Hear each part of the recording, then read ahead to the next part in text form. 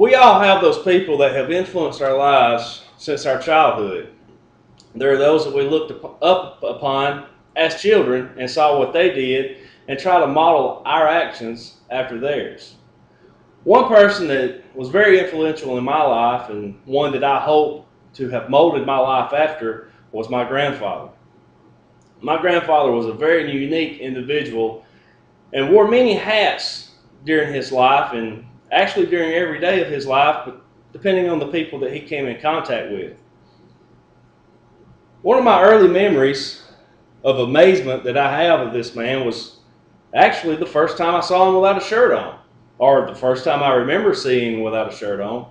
He had numerous very large scars on his upper body. And of course, being the small, very nosy little boy that I was, I inquired about these scars and I received my first war story. You see, my grandfather fought in World War II and he was severely injured in the Battle of Cassino in Italy. A grenade actually exploded in the same trench where my grandfather was at with some other soldiers. There was quite a few that were actually killed and my grandfather was severely wounded. He was wounded so severe that he was actually placed in a body bag and was there with the other soldiers that had been killed in action during this particular battle. It was only when he was able to muster up the strength to be able to make a sound as he heard voices and felt someone move him as they were actually loading the body bags.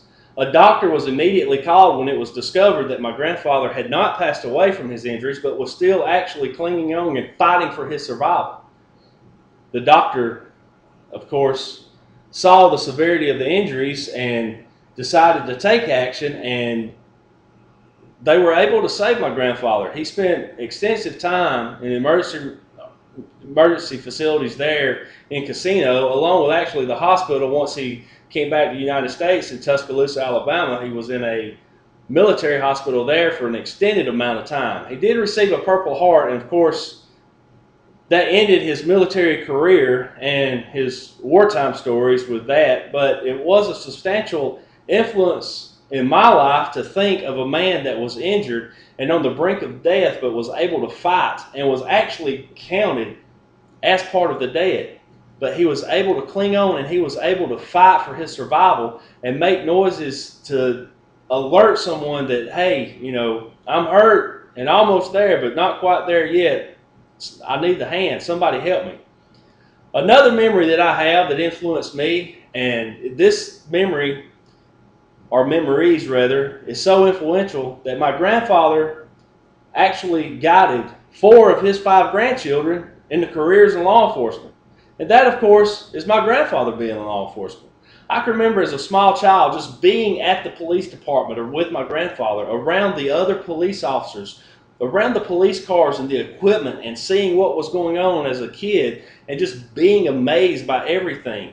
I knew from a very early age that when I grew up that I was going to wear the same shield that my grandfather did. And that's exactly what I'm doing. I'm working at the same department that my grandfather retired from and that he worked for many, many years.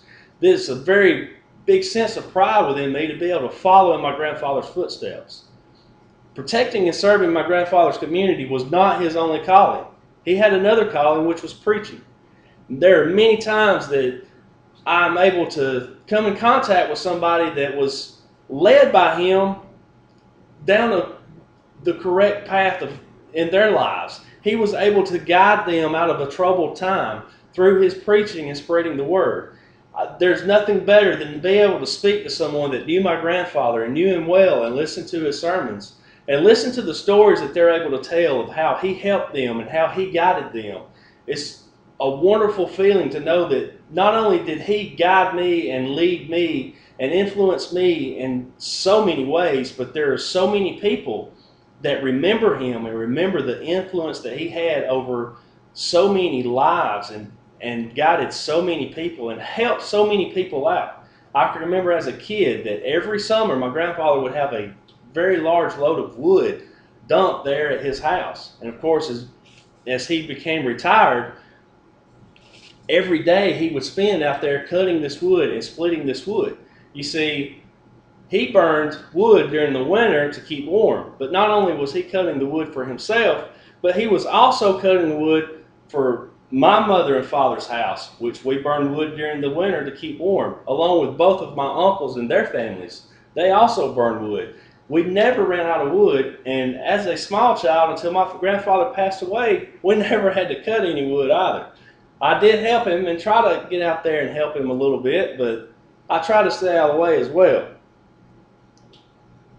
My grandfather passed away when I was 14 years old, and it was a very, very sad time in my life seeing such a big, strong man and an influential man in my life pass away from cancer and the disease take the toll on him that it did. But he fought and fought and fought and always kept God at his side and knew where he was going when this battle was lost.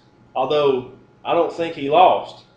I just think he went home, and he went home to heaven.